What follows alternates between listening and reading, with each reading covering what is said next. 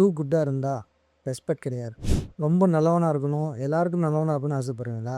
வாய்ப்பு இல்லை. எல்லாருக்கும் நல்லவனாக இருக்க யாராலையுமே முடியாது. நீங்கள் ஒருத்தவங்களுக்காக கொடுக்குறது உங்களுடைய பணமாக இருந்தால் அது திருப்பி வாங்கிடலாம். பட் உங்கள் டைமை இன்னொருத்தவங்களுக்காக கொடுக்குறீங்கல்ல, அவங்களோட நல்லதுக்காக, அவங்களோட வாழ்க்கைக்காக, அவங்களோட பிரச்சனைக்காக உங்களை தேடி வரும்போது நீங்கள் நம்மளை மதித்து வந்திருக்காங்களே அப்படின்னு அவங்களுக்காக நீங்கள் ஸ்பெண்ட் பண்ணுற அந்த டைமிங் இருக்குல்ல, அதை திருப்பி எடுக்கவே முடியாது. அது கரெக்டாக யூஸ்ஃபுல்லாக சரியான இடத்துல ப்ளேஸ் ஆகிட்டா ப்ராப்ளம். பட் ரியாலிட்டி அது கிடையாது. நிறைய இடத்துல வேஸ்ட்டாக தான் இருக்கும். உங்கள் வாழ்க்கையில் நீங்கள் இது வரைக்கும் எவ்வளோ ரூபா பணத்தை இழந்திருக்கீங்கன்னு யோசிச்சு பாருங்கள். அது உங்களால் நினச்சா அது ஒரு பெரிய அமௌண்ட்டாக இருந்தால் கூட உங்கள் லைஃப்பில் அதை நீங்கள் திருப்பி எடுத்துட முடியும், வாய்ப்பு இருக்கு. ஆனால் ரியாலிட்டி ஒருத்தவங்களுக்காக நீங்கள் ஸ்பெண்ட் பண்ண டைம் இருக்குல்ல, அவங்க பிரச்சனைக்காக, அவங்க பிரச்சனையை கேட்கறதுக்காக, அவங்களோட ட்ராவல் பண்ணி அவங்க பிரச்சனையை சால்வ் பண்ணுறதுக்காக நீங்கள் ஸ்பெண்ட் பண்ண டைம் இருக்குல்ல, அதை நீங்கள் ரெக்கவர் பண்ணவே முடியாது. இதான் ரியாலிட்டி.